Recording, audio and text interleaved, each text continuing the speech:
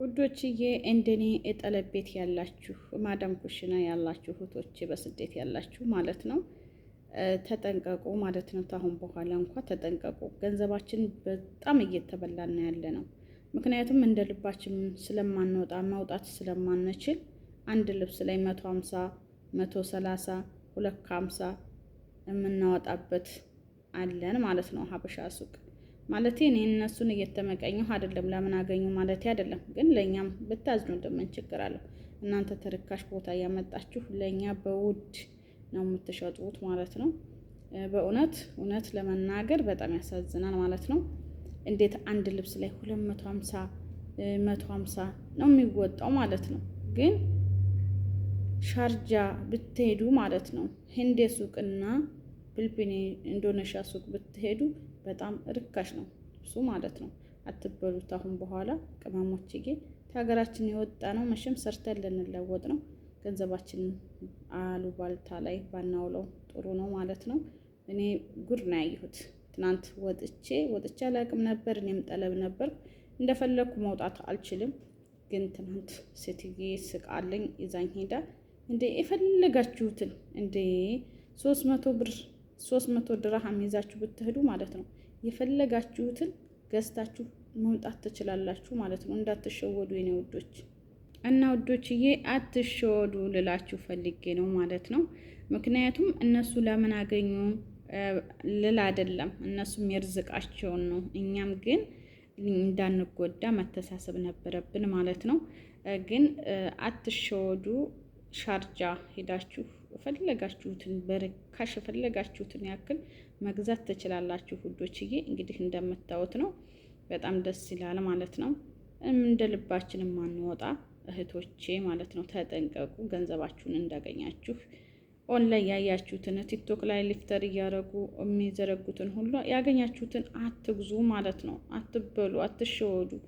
በእውነት አሁን ደግሞ ምንዛሬ እየጨመረ 130 150 የሚባለው ልብስ ወይት ነው። በነገራችን ላይ አሁን እዚህ ሰብስበን አገር ስንገባ እዛ የቆሻሻ መጣያ ነው የሚያደርጉት ማለት ነው። የቤት መወልወያ ነው የሚያደርጉት። ለቤተሰብ እንኳን ንስጥ ስትሉ በቃ እሰይ የሚያምር ነው ብለው እንኳን አይቀበሏችሁም። እንዴ ደረቴ ሰጥተዋት ጎፋፋ ነው የመጣችው ነው የሚሏችሁ ማለት ነው።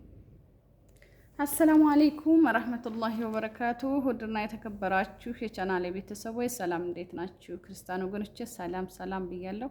በያላችሁበት ሰላማችሁ ይብዛ ውዶችዬ። ዛሬም እንደተለመደው መለስ ብያለሁ። ላይክ፣ ሼር፣ ሰብስክራይብ እያደረጋችሁ ለምታበረታቱኝ እጅግ አድርጌ አመሰግናለሁ። አሁንም ግዳፋችሁ አይለኝ፣ አበረታቱኝ እላችኋለሁ ውዶችዬ። ዛሬ እንግዲህ ለየት ባለ ነገር ነው እና የመጣሁት ውዶቼ። እንግዲህ እስኪ ወጣ ብዬ ተቤት አልወጣም ነበር። እንደኔ የማዳም ቅመሞች ሆናችሁ ማይፈቀድላችሁ እንደልባችሁ መውጣት ማትችሉ ማለት ነው ላሳያችሁ ማለት ነው። እኛ ሀበሻዊ ግን ለምንድን ነው ማንተሳሰበው? አንተሳሰብም እውነት ለመናገር ማለት ነው። ቲክቶክ ላይ ሊፍተር እያረጉ የሚሸጡልን ልብስ አንድ ልብስ 150 250 ነው ማለት። ለምን አገኙ ለምን አተረፉ እያልኩ አይደለም። ለኛም ብንተሳሰብ አሪፍ ነው። እነሱ ተርካሽ ቦታ ያመጡ ለኛ እንደ የሚያተርፍ ትርፍ እንዳይመስላችሁ ማለት ነው እውነት ለመናገር። እና ትናንት ወጣ ብዬ ማለት ነው ላሳያችሁ እንግዲህ ማለት ነው። ዱባይ ያላችሁ ነው የምላችሁ፣ ዱባይ ያላችሁ ቅመሞች የማዳም ቅመሞች ማለት ነው ከኔ ጀምሮ ያው ጠለብ ያለን እንደ ልባችን እንድንወጣ አይፈቀድልንም ማለት ነው። አንዳንድ ጊዜ ስንወጣ አስበን ጥቂት ፍራንክ ጠርቀም አድርገን የፈለግነውን ነገር መግዛት እንችላለን እላችኋለሁ ውዶችዬ። እስኪ ቪዲዮውን አላስረዝምባችሁ ላሳያችሁ። ወደ ቪዲዮ እንግዲህ እንደምታዩት ይሄንን ማለት ነው። እንግዲህ እንደምታዩት በጣም በሚገርም ሁኔታ ነው እና አትሸወዱ ውዶችዬ። እንዴት ሀገራችን የወጣ ነው እኮ ገንዘብ ፍለጋ ነው አይደል እንዴ? ስለዚህ እንዴት ለአንድ ልብስ 250 ለአንድ ልብስ 250 እንግዲህ መውጣት ማለት ምን ማለት ነው? ይሁን እዚህ እኮ ገዝተን ማለት ነው። እዚህ ገዝተን ኢትዮጵያ ይዘነው ስንሄድ እኮ እዚህ ውላል አይሉትም፣ ይጥሉታል። ማንም የሚለብስ የለም ማለት ነው። እንደምታዩት አሁን ይሄንን እንግዲህ ሀበሻ ሱቅ ብትጠይቁ ወይ አንድ ሽፎን ጋር ወይ ደግሞ አንድ ሆነ ልብስ ጋር ብትጠይቁ 150 ብር ነው የሚሏችሁ ማለት ነው። እውነት ለመናገር በጣም ይገርማል። ይሄውላችሁ በጣም ትልቅ ነው። አልነጠልኩትም። በጣም በጣም በጣም ትልቅ ነው ማለት ነው። እንደምታዩት እንግዲህ እንደምታዩት ነው ማለት ነው። ወጣ የምትሉ እንደ ልባችሁ እንደምትወጡ ጠለብ አልሆናችሁ ችግር የለውም። ሁሉንም ነገር ክፉንም ደጉንም ታውታላችሁ ማለት ነው።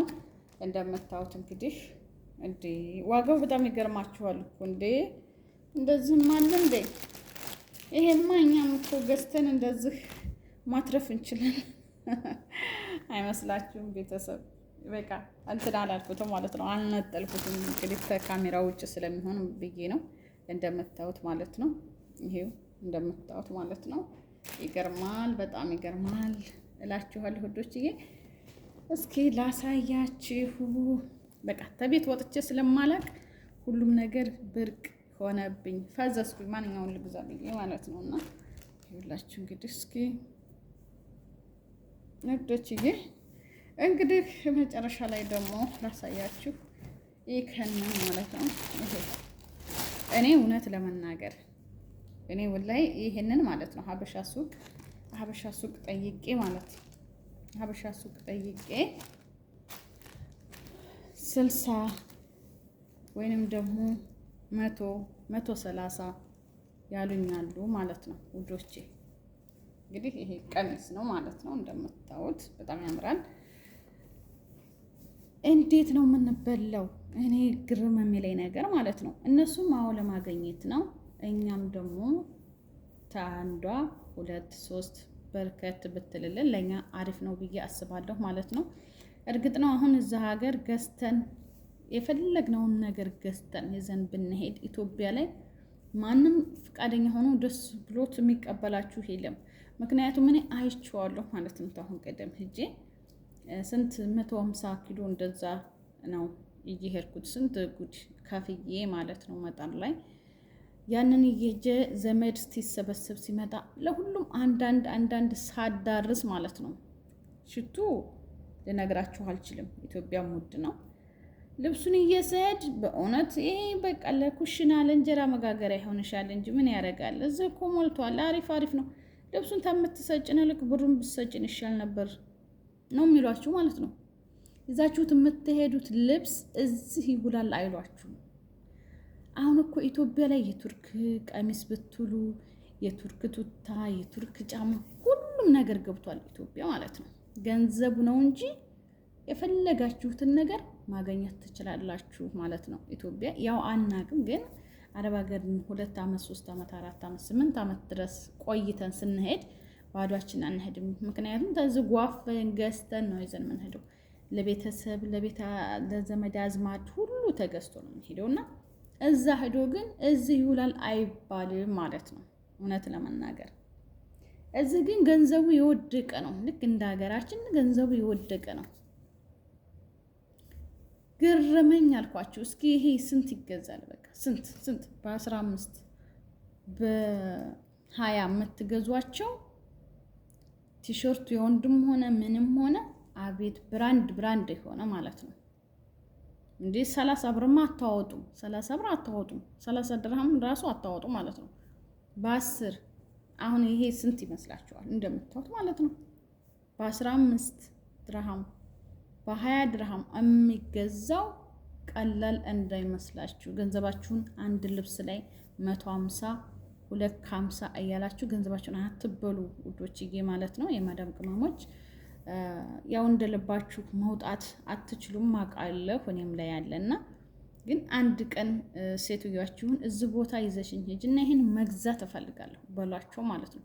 ከዛ ትትሄዱ እንደ 300 ድርሃም በእጃችሁ ተያዛችሁ ማለት ነው። ይፈልጋችሁ ይሄንን አጨርሱትም። ይፈልጋችሁ ይሄ እንደ ሱቅ እንደነሻ ሱቅ አለዛ ደግሞ ፒልፒኒ ተሄዳችሁ በእውነት ነው የምላችሁ ቲሸርቱም ሆነ ሸህላም ሆነ በቃ የፈለጋችሁትን ተ20 ድርሃም ተ15 ድርሃም በላይ የለም። እውነቴን ነው የምነግራችሁ ማለት ነው። እኔ ገርሞኝ በጣም ነው የገረመኝ። በጣም በጣም ነው የገረመኝ ማለት ነው። እንዴ ለኬ እንደው እስከ ዛሬ ዝም ብዬ እንዴት ኦንላይን ቲክቶክ ሊፍተር እያብረቀረቀ ትገዛ የኖርኩት እንዴት እንደቆጨኝ ዛሬ አሁን 2 3 ለብሼው ዝም ብሎ ተቀምጧል ማለት ነው። ዝም ብሎ ተቀምጧል። እንደዚህ ወጣ ብላችሁ መግዛት ትችላላችሁ እላችኋለሁ ሁዶችዬ። ቪዲዮውን አላስረዝምባችሁ። በሌላ ቪዲዮ እስከመመለስ አብራችሁን ቆዩ እላችኋለሁ የኔ ውዶች። አመሰግናለሁ። ወዳችሁና ፈዳችሁ ስለምትከታተሉኝ እጅግ አድርጌ አመሰግናለሁ። አላህ ሀገራችንን ሰላም ያድርግልን። አሰላሙ አለይኩም ወራህመቱላሂ ወበረካቱ።